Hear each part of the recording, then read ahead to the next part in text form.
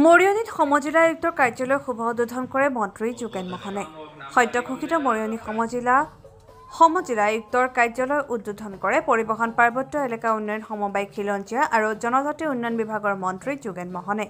মৰিয়নী সমজিলাৰ লাহিং মৌজাৰ লাহিং গ্ৰান্টৰ শুকানচানত অস্থায়ীভাৱে স্থাপন কৰা হৈছে সমজিলা আয়ুক্তৰ কাৰ্যালয়। উল্লেখযোগ্য যে শুকানচানতে সমজিলাৰ স্থায়ী কাৰ্যালয় নিৰ্মাণৰ কাম ইতিমধ্যে আৰম্ভ হৈছে।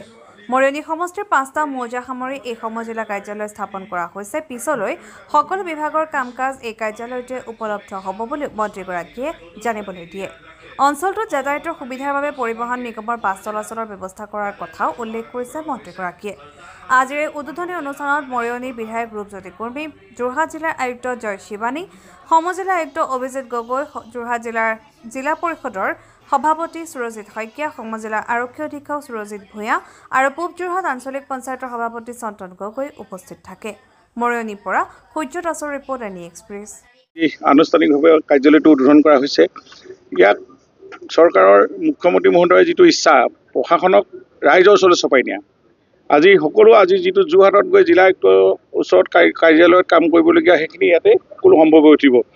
গাঁৱৰ ৰাইজক প্ৰশাসনৰ ওচৰত লৈ যোৱা আৰু সকলো চৰকাৰী আঁচনিবিলাক যাতে সময়মতে আৰু সকলো গাঁৱৰ ৰাইজে সকলোৱে যাতে এইখিনি পাব পাৰে, সজাগতা আহে, কাৰ্যালয়ত আহি বিষয়াসকলক লগ কৰিব পাৰে।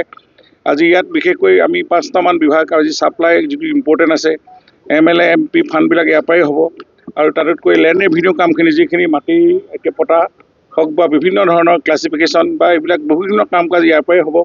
এনেধৰণে এক্সাইজ ডিপাৰ্টমেণ্ট এই গোটেই কামখিনি ছাপ্লাই ৰেচন কাৰ্ড বা এইখিনি গোটেইখিনি কাম এই সমজিলা কাৰ্যালয়ৰ পৰা আৰম্ভ হ'ব আৰু পৰৱৰ্তী সময়ত আৰু ইয়াত বাঢ়িব আৰু খুব সোনকালে ইয়াৰ যিটো মূল কাৰ্যালয় CDC কাৰ্যালয়টো হ'ব। এতিয়া আগৰ 39টা কাৰ্যালয়ৰ ভিতৰত সেইখিনি প্ৰায় 17 কোটি 17.5 কোটি টকাৰ এনেকুৱা বিল্ডিং হ'ব, যাতে 5 ষ্টৰী এনেকুৱা আৰু তাতে সকলো বিভাগৰ বিষয়াসকলে উপস্থিত থাকি ধুনীয়াকৈ এইটো কৰাৰ কনচেপ্টটো আছে গভৰ্ণমেণ্টৰ। এইখিনিও এনেকৈ আগবাঢ়ি যাব পৰৱৰ্তী সময়ত। গতিকেলৈ এই মৰিয়নী সমষ্টিৰ ৰাইজৰ কাৰণে খুব ভাল দিন, যাতে গাঁৱত এনেকুৱা অফিচ আহি গৈছে, জিলা অফিচ। গতিকে এনেকুৱা CDC আমাৰ ইয়াত বহিব, CDC SPও আহিব, ইয়াত প্ৰশাসন, পুলিচ প্ৰশাসন সকলো ইয়াৰ পৰাই গোটেই সমষ্টিটো কাম কাজবিলাক নিয়ন্ত্ৰণ হ'ব। গতিকেলৈ এই হ'ল প্ৰশাসনক ৰাইজৰ ওচৰত চপাই নিয়াৰ উপৰিও গাঁৱৰ ৰাইজক সা সুবিধাবিলাক যাতে তৎকালীন পায় তাৰ এইটো ব্যৱস্থা আছে। গতিকেলৈ মই ভাবোঁ যে এই সমজিলা কাৰ্যালয় স্থাপনে অসমখনত প্ৰশাসন আৰু ৰাইজৰ মাজৰ যিটো সম্পৰ্ক আৰু অধিক দৃঢ়তা বা আৰু অধিক গঢ়ি তুলিব পাৰিব সম্পৰ্ক, যাতে সকলো কামখিনি ৰাইজে সময়মতে পাব পাৰে। এইখিনি আমাৰ মূল।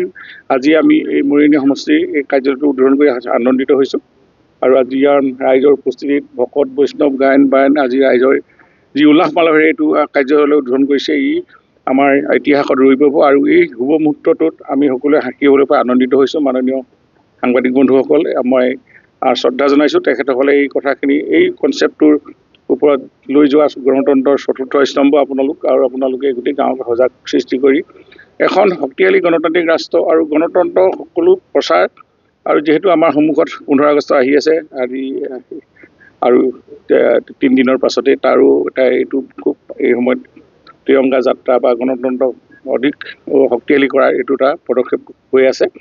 গতিকে প্ৰধানমন্ত্ৰী নৰেন্দ্ৰ মোদী ডাঙৰীয়া আৰু মুখ্যমন্ত্ৰী ডক্টৰ হিমন্ত বিশ্ব শৰ্মা মই এই শুভ মুহূৰ্তত ধন্যবাদ জনাই আজি আনুষ্ঠানিকভাৱে আমাৰ মৰিয়নী সমজিলা কাৰ্যালয় উদ্বোধন কৰা বুলি ঘোষণা কৰিছোঁ।